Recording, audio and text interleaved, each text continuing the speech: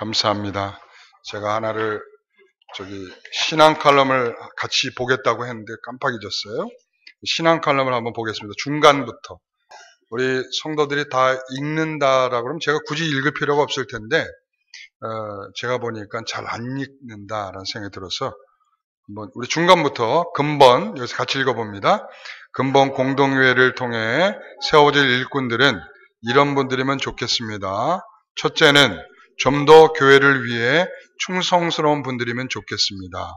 둘째는 정말 하나님이 세우신다면 최선을 다해 그 직분을 감당하고 싶다는 생각을 가진 분이면 좋겠습니다.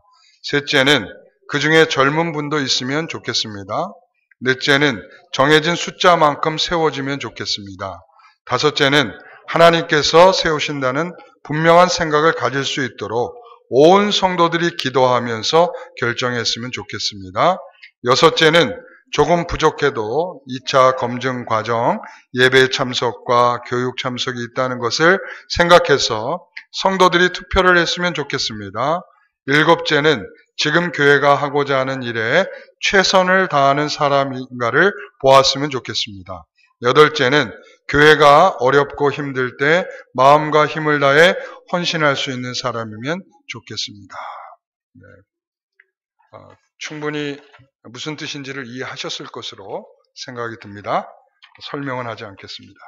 자, 오늘 함께 나눌 말씀의 제목은 그 은혜, 그리스도의 사랑이라는 제목으로 말씀을 함께 나누겠습니다.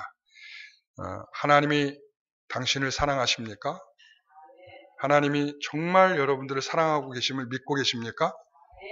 근데 언제 그 사랑이 흔들리던가요? 설문조사를 했더니 이럴 때 흔들리더라 이렇게 얘기해. 내 마음에 힘든 일을 만나게 되었을 때 정말 하나님이 살아계신가? 정말 하나님이 나를 사랑하시는가? 이런 생각이 들더라는 거죠. 그리고 어쨌든 내 위기를 만났을 때 하나님의 살아계심에 대해서 또 혹은 나를 사랑하시는가에 대한 의심이 생기더라 이런 말이죠. 자, 우리 그 설문조사에서 또 이런 얘기를 했어요. 그런 위기가 왔을 때, 이런 위기가 왔을 때 이런 얘기를 하면서 그런 위기들이 대부분 어떤 위기더냐라고 이제 물었던 거죠. 그랬더니 스스로가 얘기하기를 내가 좀 연약한 부분에 문제가 오더라 이런 거죠. 그러니까 내가 돈이 좀 약한 사람들 있잖아요. 돈이 좀 약한 사람. 이런 사람들은 돈 문제만 하면 막 헷갈리기 시작하는 거야. 단돈 얼마에도 그동안 가지고 있던 신앙을 다 쏟아버릴 만큼 순간적으로 이렇게 확 돌아버릴 수가 있어요. 그러니까 이 돈에 약한 사람들, 그리고 성적으로 약한 사람들, 그 다음에 또, 이 가족, 뭐 여기 이렇게 약한 사람들, 이런 사람들은 문제들이 다 어디로 오냐? 바로 그런 쪽으로 오게 돼 있어요. 그러니까 그 연약함을 통과할 때 우리에게 주어지는 게 뭐냐? 성숙함입니다. 그러니까 하나님께서 연약할 때 자꾸 하나님의 공격, 그러니까 하나님의 공격이라면 좀 그런데 하나님께서 우리에게 오는 테스트, 시험은 그런 쪽으로 계속 오게 돼 있어요.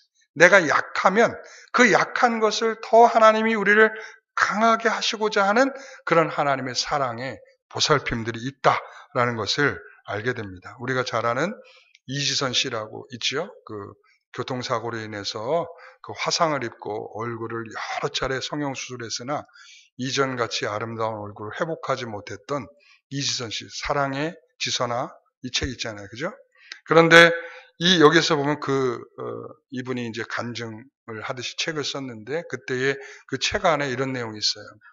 내가 처음 내 모습을 보았을 때 하나님 앞에 저를 죽여달라고 저는 죽고 싶습니다. 이 얼굴로 살 수 없습니다라고 그렇게 하나님 앞에 매달렸다는 거죠. 그런데 좀 내 마음이 회복되었을 때에 그 주는 마음이 뭐냐? 그 사고의 악몽의 그날이 내게 다시 태어나는 날이 되었다. 이렇게 됐다는 거죠. 여러분, 그렇게 사고로 인해서 자기의 얼굴을 다 망가진 인생을 살아가는 사람에게 그날은 악몽 아니겠어요?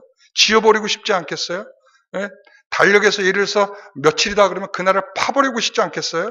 그런데 그날은 내게 새로운 인생이 시작되는 하나님이 나를 태어나게 하신 그날이다. 이렇게. 그러면서 그 덧붙인 얘기가 있어요. 뭐냐면 고통에는 다 하나님의 뜻이 있다. 이렇게 고통에는 다 하나님의 뜻이 있다. 나에게 고통이 있다는 것은 하나님의 그 안에 숨겨진 뜻이 있다. 그 뜻을 통해서 하나님의 더 깊으신 일들을 이루어 가신다라는 믿음이 있기를 소망합니다. 그래서 하나님은 바로 그 여인에게, 그 이지성이라고 하는 그 여인에게는 하나님은 내가 사고 날 때나 그리고 사고 난 이후나 그리고 그 전이나 하나님이 여전히 나를 사랑하고 있다는 것을 확인하는 거죠. 여러분, 이게 믿음입니다. 그래서 로마서 8장 32절에 이렇게 말하잖아요. 보면 자기 아들을 아끼지 아니하시고 우리 모든 사람을 위하여 내주신 이가 어찌 그 아들과 함께 모든 것을 우리에게 주시지 아니하겠는가. 여러분, 진정한 사랑은 자기가 가지고 있는 가장 귀한 것을 내줄 때 확실한 증거가 되는 거예요. 우리 하나님께서 가장 귀중한 당신의 아들을 내주었다는 이 사실만으로도 얼마나 하나님의 진정성이 느껴지지 않습니까? 하나님이 얼마나 사실적으로 우리를 사랑하고 계신가를 확인시켜주고 계시지 않습니까? 우리 하나님은 당신의 귀한 아들을 내놓을 때 분명히 거기서 확인이 되는 거예요. 그런데 그냥 내놓는 게 아니라 아끼지 아니하시고 라고 표현하고 있어요. 어떻게 해요? 아끼지 아니하시고 그냥 주시는 게 아니라 정말 아끼지 아니하시고 다 조금도 남기지 아니하시고 이런 거죠. 그리고 우리들의 모든 필요를 위해서 하나님께서 다 쏟아 부어주셨다라는 표현이죠. 그뿐만 아니라 그리고 다음은 내어주셨다 이렇게 됐죠. 잔혹하고 그리고 잔인한 자들에게 우리 주님을 내어주셨습니다. 당신의 아들을 내어주셨죠. 어둠의 권세에 우리 예수 그리스도를 내어주셨죠. 여러분 생각해 보세요. 겟세마네 동산에서 예수님께서 기도하실 때 즐겁게 기도하셨습니까? 얼마나 힘들게 기도하셨어요. 예? 땀에서 피가 섞여 나올 정도로 고통스러운 기도를 하셨어요. 할 수만 있다면 이거 좀 지나가면 안 되겠습니까? 하나님, 아버지 하나님, 이거 좀 그냥 지나가면 안 되겠습니까? 안 하면 안 되겠습니까? 그럴 때 하나님은 아니다. 해야 한다. 이게 바로 내어주심이에요. 우리 주님의 간구가 있음에도 불구하고 하나님의 뜻을 이루시기 위해서 내어주심. 뿐만입니까? 예수께서 십자가에 정작 달리셨을 때 어찌하여 나를 버리시나이까? 라고 절규하고 있는 그 당신의 아들에게도 그래, 이 일을 당해야 된다라고 내어주신다는 거죠. 이 모든 것들이 철저하게 내어주시는 것인데 이런 것들을 통해서 하나님이 우리를 얼마나 사랑하고 계시는지를 우리는 이러한 문구와 이런 말씀들을 통해서 다시 한번 확인하게 되는 거죠. 여러분, 우리가 이 말씀을 자꾸 곡해하는 사람들이 있어요. 자기 아들을 아끼지 아니하고 우리 모든 사람을 위하여 내어주신 이가 어찌 그 아들과 함께 모든 것을 주시지 않겠느냐라고 하다 보니까 사람들의 관심은 앞에 부분은 다 잊어버리고 어디만 남냐면 모든 것을 주시지 않을까라는 것만 관심을 가져. 그러니까 거기에도 또 뭐라고 되냐? 모든 것을 이렇게 나오니까 야, 그러면 내가 하나님께 기도하기만 하면 하나님이 나에게 다 주시겠구나. 착각이죠. 여기서 이 문구와 문맥을 이해하지 못한 채 이걸 그냥 내가 원하는 건 모든 걸 다 주시겠지라고 생각한다면 이건 굉장히 잘못된 이해죠.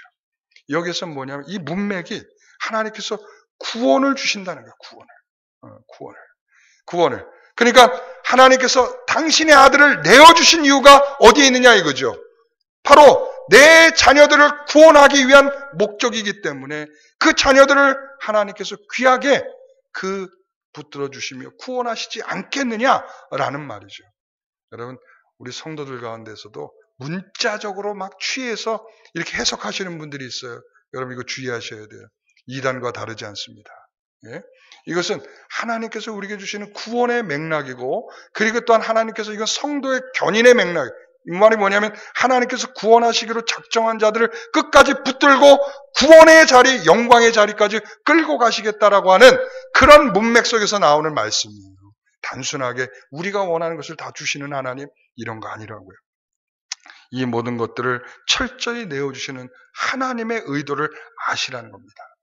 여러분, 제가 얼마 전에 이렇게 이렇게 인터넷을 검색하다가 거기에 나오는 그런 사랑의 이야기를 봤어요. 그게 뭐냐면 세렌체라고 하는 나라 아세요? 저도 잘 몰라요. 아프리카에 있는 나라인데 세렌체. 거기에 카마 대통령이라고 있어요. 카마. 그런데 세기의 사랑. 그래서 얼마나 그 사랑이 멋있었는지 이것을 영화로 만들었어요. 영화. 이 영화의 제목은 오직 사랑뿐. 제목도 그렇죠. 오직 사랑뿐. 왜 이런 제목이 붙었을까요? 그러니까 이 흑인 대통령인데 이 원래 그 나라에서 원래 먼저 속해 있던 나라 어디인지 모르겠어요. 근데 먼저 속해 있던 그 나라에서는 절대로 백인과 결혼하면 그 자리를 이어받을 수가 없는 거예요. 그러니까 자기가 백인과의 너무 사랑에 빠졌고 이미 그 여인과 결혼하기로 약속까지 했고 그러니까 자기의 그 사랑을 버리느냐 아니면 나라의 대통령이 되느냐 둘 중에 하나가 이제 선택에 놓여 있었죠. 여러분 같으면 무엇을 택하시겠습니까? 뭘 택하지? 사랑을 택하겠느냐 아니면 내가 대통령이 되는 것을 택하겠느냐 뭘 택하겠어요? 여러분 그런 얘기도 있잖아요. 그 윈저공, 영국의 윈저공 아시죠? 영국의 윈저공도 저기 뭡니까? 저 두 번이나 이혼한 심프슨, 미국의 심프슨과 결혼하느라고 왕자의 자리에서 내려왔어요. 다 버렸어요. 네. 알고 계시죠? 여러분, 이런 사랑 할 수 있습니까? 그러니까 여기에서 자기의 가장 귀한 것을 내어줄 때에 그 사랑이 얼마나 진정한 사랑인가를 확인시켜 주는 거죠. 그렇죠? 내가 대통령이 되지 않아도 좋습니다. 망명 생활을 몇 년 동안 하면서도 그 여인과 뜨거운 사랑을 계속하게 되는 거죠. 아이도 낳고. 그러나 그 사람을 좋아하는 사람들 중심으로 해서 다시 나라가 세워진 게 세레체랍니다. 아시겠어요? 그래서 그 나라 대통령이 된 겁니다. 네? 여러분, 바로 자신의 것을 가장 귀한 것을 내어줬을 때 그 사랑은 진정한 사랑으로 누구에게나 비춰지게 되는 거예요. 오늘 하나님께서 우리에게 그런 정말 자기 아들을 아끼지 아니하고 내어주시는 그 사랑이 바로 나를 얻으신 사랑이요 우리를 얻으신 사랑인 줄 믿습니다. 그래서 사도 바울이 그렇게 말하는 거예요. 누가 우리를 그리스도의 사랑에서 끊을 수 있겠느냐? 누가 끊을 수 있겠느냐? 예? 그러면서 질문을 하는 거죠. 자, 너라면 가능하겠냐? 라고.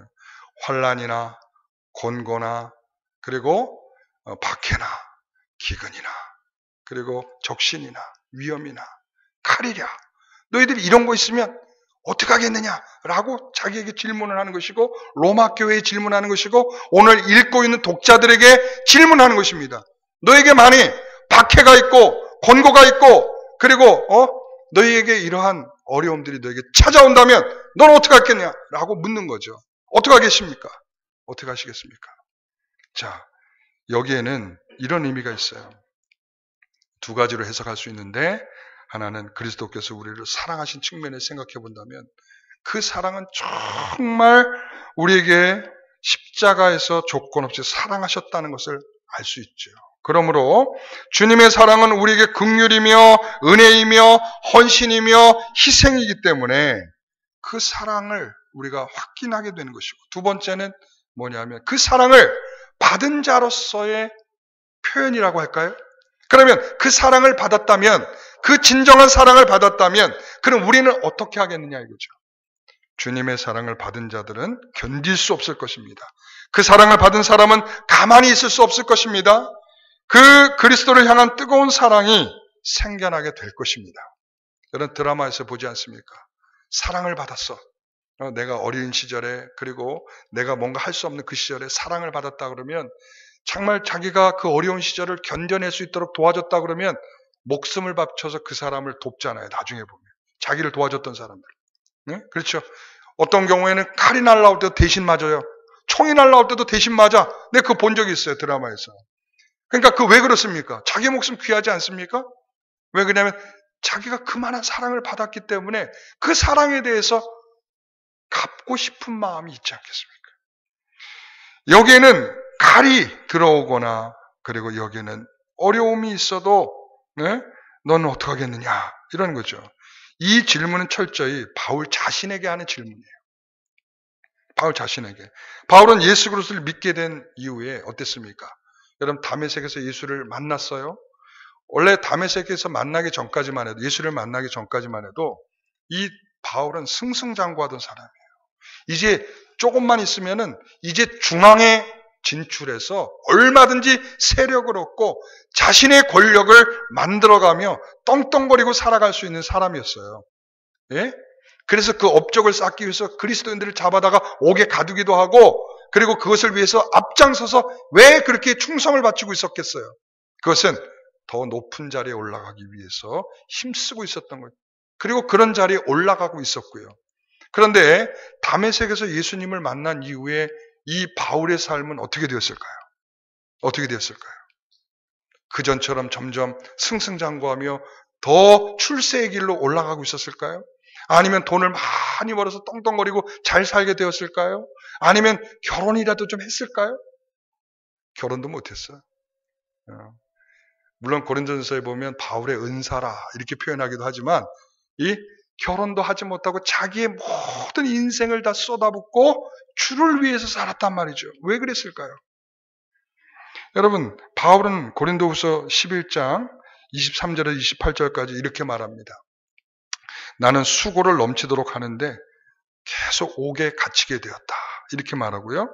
수없이 매를 맞았고 여러 번 죽을 뻔했고 40에 하나에 감하는 매를 5번이나 맞았고 3번을 파선했고 여러 번 강도의 위협을 당하고 광야의 위험과 바다의 위험과 거짓 형제 중에 위험을 당하고 굶고 춥고 헐벗고 그리고 교회를 위한 근심과 걱정으로 살아가게 되었다.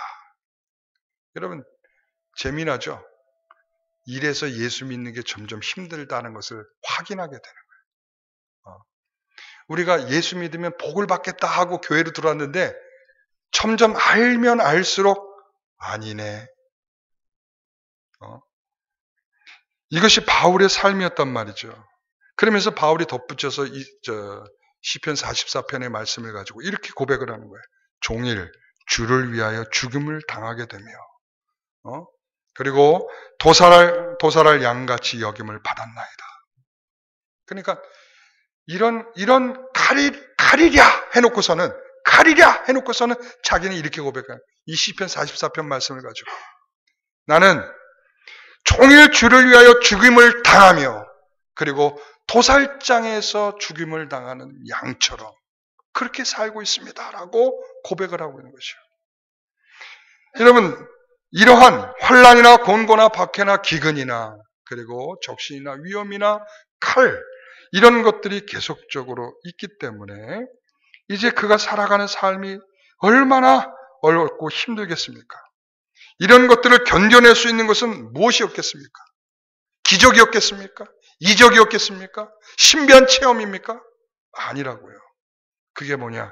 하나님이 나를 부르신 자를 사랑하셔서 끝까지 당신의 나라로 이끄시겠다라고 하는 그 약속을 믿고 그 사랑을 믿고 그 사랑을 받은 자로서의 감격으로 그 영광스러움으로 날마다 나아가며 살고 있다는 것이죠. 여러분 기독교는 일반적인 종교와 좀 다른 것이 있습니다. 일반적인 종교는 좀 더 잘 되기 위해서 가는 거죠. 그리고 얼마나 정성을 보이느냐에 따라서 내게 복이 오느냐 아니냐가 결정된다고 생각을 하죠. 그러나 우리가 예수를 믿고 우리가 기독교의 그리스도인이 된 것은 바로 하나님은 창조하신 분이시고 그 역사의 주인이시며 그 역사 속에서 나를 이끄시는 하나님이라는 사실을 더 확인하는 자리에 들어가는 것입니다. 그래서 그 자리에서 그 예수를 바라볼 때에 나의 삶에 다가오는 위험과 고통과 환난은 오히려 하나님 앞에 감사가 될 수 있는 거죠. 왜? 나를 흔들어 깨우는 역할을 하니까.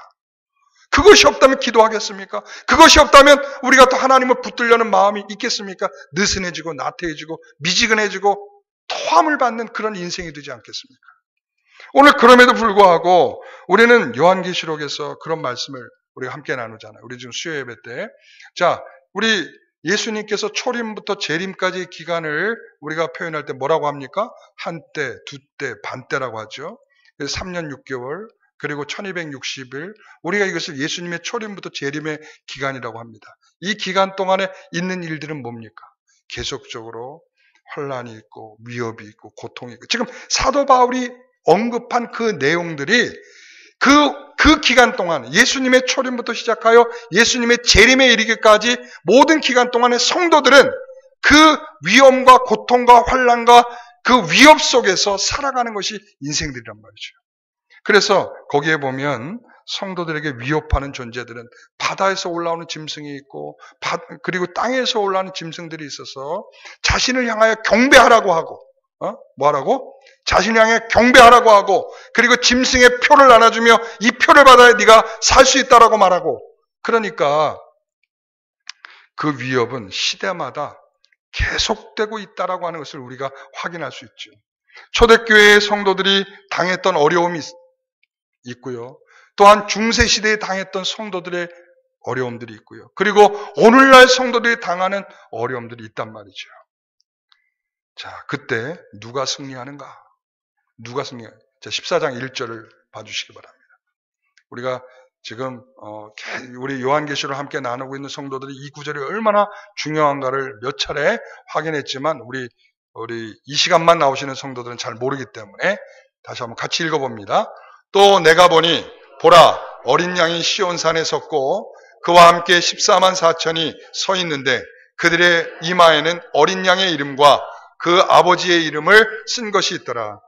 지금 이런 얘기예요. 12장과 13장은 이 바다와 땅에서 올라오는 짐승들이 신자와 교회를 힘들게 만들 것이다라는 내용으로 채워져 있고, 그랬을 때 그 상황에서 견디고 이겨낼 수 있는 성도들은 시온산에 있는 성도들이고, 그리고 그 시온산에 있는 성도들은 이마에 뭘 붙이고 있어요?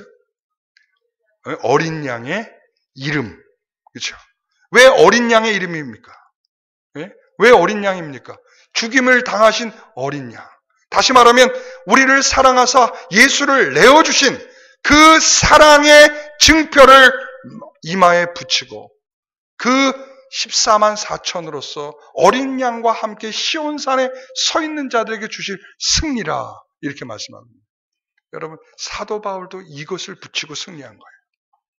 오늘 이 시대를 살고 있는 우리 성도들, 바로 그 은혜, 그 나를 사랑하셔 아낌없이 내어주신 그 사랑의 은혜가 있어야 이 세상에서 승리해 나갈 수 있는 것입니다. 여러분, 그래서 그 사랑을 체험하고 계십니까? 그 사랑이 우리 안에 있습니까? 그 사랑이 있으면, 우리가 그 사랑을 받고 있으면 다른 것을 부인할 수가 없어요. 부인하고 싶어도 부인할 수가 없어. 나를 가만 놔두지 않으니까. 여러분, 다윗도 말이죠. 블레셋 사람과 칼과 단창으로 우리 골리앗과 싸우지 않았습니까? 그때에 다윗이 들고 나간 것은 뭐예요?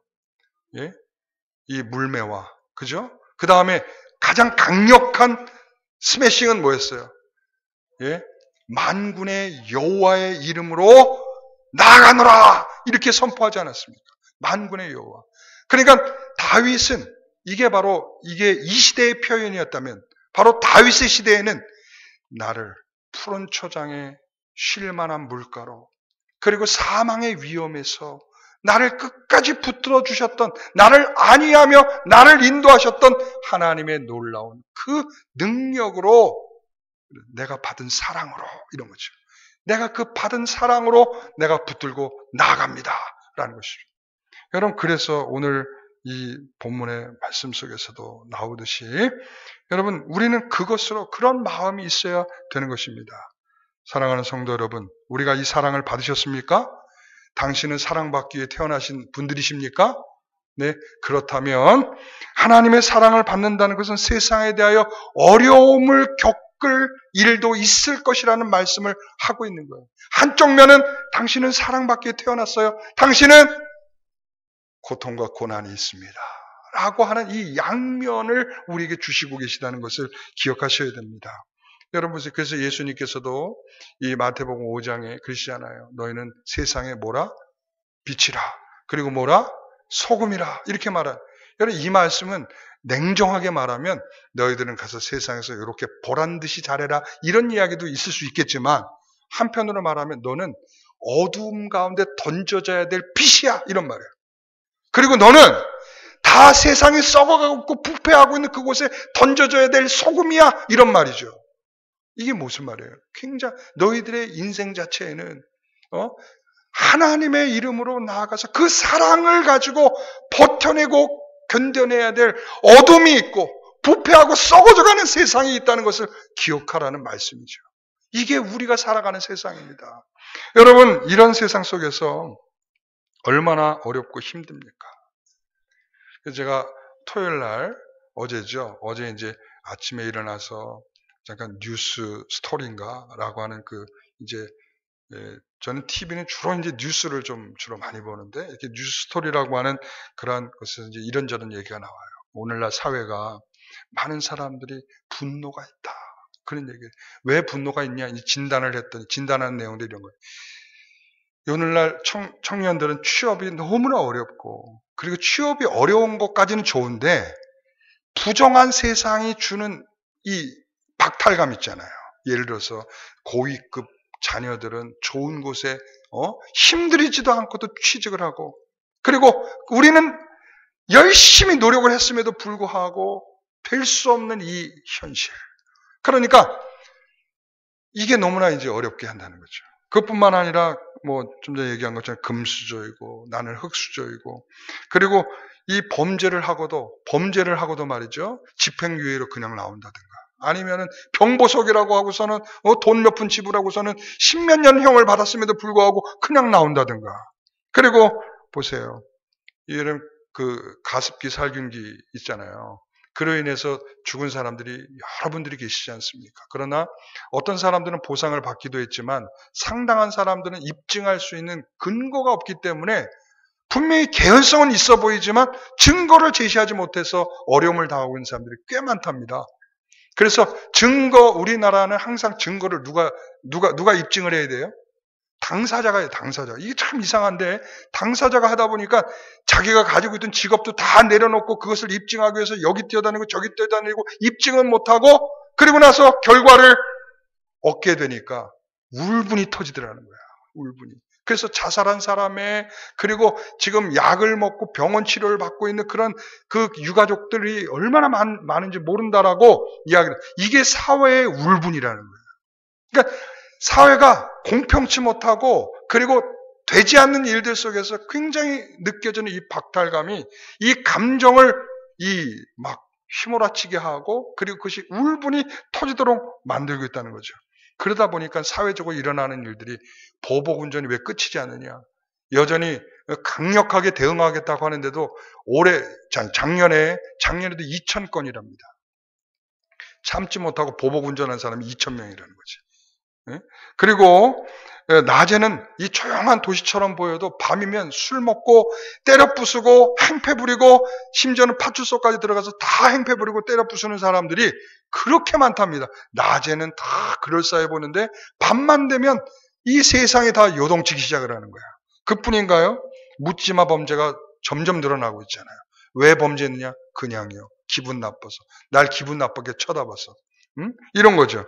그리고 왜 가정폭력이 이렇게 더 심해지고 있느냐? 그게 바로 그런 이유라는 거죠. 그리고 층간소음, 이거 사실은 조금만 참고 이해하고 양해를 구하고 이렇게 대화로 풀어갈 수 있는 일에도 불구하고 칼 들고 나서 너 조용히 안 해? 이렇게 돼버리죠. 이게 왜 그러냐? 이게 바로 사회가 가지고 있는 울분이라 이거야. 그런데 이것이 말이죠. 이것이 외적으로 표현되면, 이런 울분이 외적으로 표현되면 폭력으로 나타나는 거예요. 사람 때려 부시고 죽이고 이런 식으로. 그러나 이것이 내적으로 폭발하면 이게 우울증이 되고, 그리고 자살을 하게 되고 그렇게 되는 거죠. 여러분, 그런데 이걸 하면서 이런 이야기를 쭉 보면서 이 사람이 생각이 났어요. 그러니까 여러분, 방탄소년단 만든 엔터테인먼트 기획사 사장 방시혁이라는 사람이 있어요. 모르시더라도 그냥 아는 것처럼 이렇게 흔들어 주셔야 돼요. 이렇게. 그런 사람이 있어요. 왜냐면 지금 방탄소년단은 지금 세계적인 가수잖아요. 세계적인 가수. 지금 그 판매율 1위 막 이렇게 세계에서 1위. 그냥 우리나라에서 1위가 아니라 세계에서 1위. 그 정도는 우리 어르신들도 아셔야 돼. 아시겠죠? BTS. 알겠죠? 그러니까 이 방탄소년단의 기획사 사장이 방시혁이라는 사람인데 서울대학을 나왔어요. 그래서 모교에 이제 축사를 하러 간 거예요. 축사를 갔는데 그분이 이런 말을 했어요. 저에게는 꿈 대신 분노가 있습니다. 뭐가 있어요? 꿈 대신 분노가 있습니다. 납득할 수 없는 현실이 있었고 저를 불행하게 하는 상황과 싸우고 화를 내고 분노하면서 여기까지 왔습니다. 이 말은 뭐냐면 자기의 모든 분노의 표출. 그러니까 자기도 울분이 있다는 거예요. 이 사회가 이렇게 돌아가고 어그러져 있고 거기에서 뭔가가 좀 잘 되지 않고 뭐가 불평등하고 이런 사회 속에서 느끼는 그 울분이 있었는데 그 울분을 어떻게 표출했느냐? 나는 이쪽으로 표출해. 방탄소년단을 만들어내고 그들을 위해서 내 열정을 다 쏟아붓고 그 울분을 거기에다 쏟아부었더니 내가 오늘날 여기까지 와 있더라 이거죠. 이런 게 이런 거죠. 우리가 끌어오르는 이 분노의 불꽃들을 어떻게 관리하느냐에 따라서 우리의 이 모습들이 달라질 수 있는데요. 이 시대의 많은 젊은이들이 이러한 분노 속에서 이런 박탈감 속에서 살아가고 있을 때 교회는 안 그러겠냐 이거지. 교회는. 여기 젊은이들은 와서 그냥 아무렇지 않은 척 앉아있지만 앉아있는 게 기적이에요. 이 사회에서 부조리를 겪으면서 제대로 대우도 못 받고 이렇게 살아가면서도 이 자리에 앉아있는 거 굉장히 기적적인 거예요. 여러분 구박하지 마세요. 네? 청년들 오면 위로해 주세요. 네? 젊은 가정들 보면 그들 위해서 기도해 주세요. 여러분 얼마나 울분이 가득 차 있는지 몰라 지금. 말은 안 하고 표현을 안 해서 그렇지. 네. 그리고 여러분 우리 성도들 보세요. 우리는 없습니까? 여러분 저는 없을 것 같아요. 제가 일부 예배 때 그랬어요. 여러분 우리 교육자들이 이렇게 1층에 이렇게 매일 와서 이제 출근하고 이렇게 교회 사역을 해서 있고 하는데 이 전사님들 오실 때마다 강사님 오실 때마다 그분들이 그래요. 어느 정도 시간이 딱 지나면 목사님 저 너무 힘들어요. 다 하나같이 왔어. 왜 힘들어요? 너무 외롭고 너무 힘들고 너무 지치고 이 혼자 앉아서 자기와 싸우면서 뭔가를 계속 해나가는 일들이 여러분 이게 굉장히 쉽지 않은 일이에요. 여러분 저는 안 그럴 것 같아요. 저는 목양실 이 4층 꼭대기 옥탑방에 제가 있잖아요. 옥탑방에서 제가 거기에서 매일 앉아서 연구하고 책 읽고 그러면서 항상 즐겁고 충만하지만은 않아요, 여러분. 예? 여러분 제가 항상 목사님 항상 충만하게 계시겠다 생각하지만 저 항상 그렇게 충만하지 못해요. 저도 힘들고 지치고 내가 왜 여기 앉아 있어야 돼? 그때 찾아오는 게 내가 왜 여기 앉아 있어야 되지? 나도 배울 만큼 배웠고 나도 할 만큼 하는데 내가 왜 여기 이렇게 스물스물 올라오는 게 그런 게 있어요, 여러분. 예? 여러분 그만큼 모든 사람들은 다 이런 것들을 가지고 있는데 이것을 어떻게 관리하느냐죠. 어떻게 관리하느냐. 예? 어떻게 관리하느냐. 저는 이렇게 고백합니다. 우리는 이런 괴로움을 인하여 이런 때에 주님을 생각할 마음이 없다라고 하는 성도들을 많이 만나게 돼 있어요. 주님의 생각할 겨를도 없고 생각할 마음도 안 생깁니다. 이런 고통으로 인해 이런 울분이 가득하여 나는 어떤 위로도 못 받고 있다라고 말합니다. 그런데 오늘 본문이 여러분에게 위로가 되시기를 소원합니다. 저에게도 위로가 되는 말씀. 제가 이것을 목양실에서 얼마나 크게 외치고 있는지 여러분 모르시죠? 들어본 적 없죠? 여러분 없을 때만 외치니까. 37절 같이 한번 읽어봅니다. 그러나 이 모든 일에 우리를 사랑하신 이로 말미암아 우리가 넉넉히 이기느니라. 할렐루야. 여러분 이 말씀이 그냥 주어지는 말씀 아니에요. 여러분 이번 주에 여러분의 숙제는 뭐냐면 이 말씀을 100번 이상을 소리쳐 외치는 거예요. 자, 그러나가 뭘까요? 앞에 뭐가 있었어요? 환난이나 그렇죠. 그것이 그렇게 쫙 있었는데 그런 속에 그것이 있었으나 이런 거죠. 여러분의 삶으로 말한다면 내 이런 문제가 있으나 내가 이렇게 몸이 아프나? 내가 이렇게 고통스러우나? 라고 말하는 거죠. 그럴 때에 이 모든 일에 우리를 사랑하시는 이로 말미암아 우리가 넉넉히 이기니라. 여러분 이거를 다시 한번 같이 한번 해보세요. 자, 시작. 그러나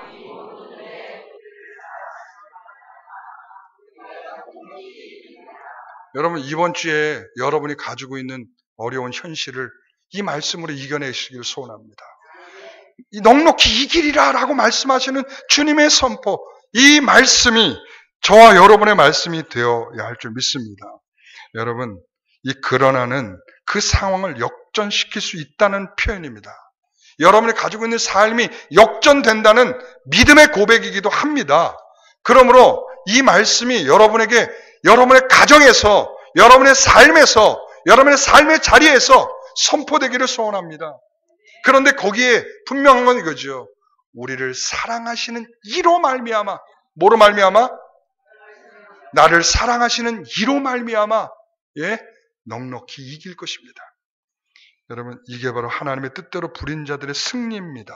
사도 바울은 거기에 덧붙여서 이렇게 말하죠. 38절 39절에 자 같이 있습니다. 내가 확신하노니 사망이나 생명이나 천사들이나 권세자들이나 현재일이나 장래일이나 능력이나 높음이나 기품이나 다른 어떤 피조물이라도 우리를 우리 주 그리스도 예수 안에 있는 하나님의 사랑에서 끊을 수 없으리라. 할렐루야. 자, 이런 것입니다. 질문했어요. 끊을 수 있냐? 라고 질문했어요. 35절에.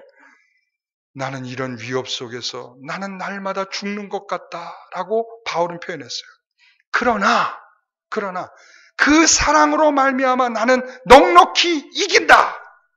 그래서 마지막으로 결론은 뭐냐? 하나님의 사랑에서 끊을 수 없다. 라고 결론을 내리고 있는 것입니다. 사랑하는 성도 여러분. 우리 이런 사랑 받고 있는 사람들이에요. 네. 여러분 이 존재적 가치를 잃어버리면 안 돼요. 바로 나는 그런 사람이에요. 바로 예수 그리스도께서 내어주시고 나를 얻으신 그런 존재들이라고요. 사도 바울은 이 말씀을 하면서 환경이 개선되기를 소원하는 게 아니에요. 환경이 개선될 것을 바라는 마음이 아니에요. 그 환경이 개선되지 않고 여전하고 똑같더라도 뭐예요? 여전히 환란이 있고 공고가 있고 박해가 있고 기근이 있고 위협이 있고 적신이 있고 칼날이 있어도 뭐라고 말하는 거예요? 나는 절대로 변하지 않습니다. 여러분 우리 성도들 가운데 많이 그런 마음들이 있잖아요. 지금 여러분들 다 내어놓으세요. 하나님 앞에. 여러분들 지금 가지고 있는 이 마음의 상황과 상태를 다 내어놓으세요. 지금 아니면 없어요. 기회 없습니다. 예. 지금 마감 임박입니다. 마감 임박. 지금 내가 갑자기 홈쇼핑이 됐군요. 마감 임박입니다. 여러분의 문제를 지금 빨리 내놓으세요. 여러분 그 문제를 내놓으셔요. 예? 그리고 자 여전히 그런 문제가 있을지라도 나를 사랑하시는 이로 말미암아 내가 넉넉히 이길 줄 믿으시기 바랍니다. 그래서 오늘 이 말씀이 우리에게 얼마나 다시 한번 우리의 마음을 뜨겁게 만드는지 몰라요. 그래서 시편 139편 7절에 10절의 말씀으로 결론을 맺으려고 합니다. 같이 한번 읽어봅니다. 내가 주의 영을 떠나 어디로 가며 주의 앞에서 어디로 피하리이까? 내가 하늘에 올라갈지라도 거기 계시며 수월에 내 자리를 펼지라도 거기 계시니이다. 내가 새벽 날개를 치며 다 끝에 가서 거주할지라도 거기서 주의 손이 나를 인도하시며 주의 오른손이 나를 붙드시리이다. 아멘. 여러분 내가 수월에 있을지라도 지옥 같은 곳에 있을지라도 나는 하나님을 붙들 것이다. 왜? 내가 받은 사랑이 있는데 내가 어떻게 배신할 수 있겠어요? 여러분 순교하신 성도들이 어떻게 순교할 수 있었겠어요? 그 사랑이 이겨낸 것이죠. 그 사랑으로 이겨낸 것이죠. 오늘 여러분의 현실을 어떻게 이겨내시겠습니까? 주님이 주신 그 사랑으로 이겨내셔야죠. 그 사랑만이 내 삶을 회복하고 이겨내고 지금의 문제를 뚫고 하나님이 주시는 성숙의 그 시간으로 나아갈 수 있는 유일한 길인 줄 믿습니다. 그 은혜, 바로 저와 여러분에게 있는 은혜인 줄 믿습니다. 우리 다 같이 일어나서 찬송하겠습니다. 찬송하고 우리 함께 기도합니다.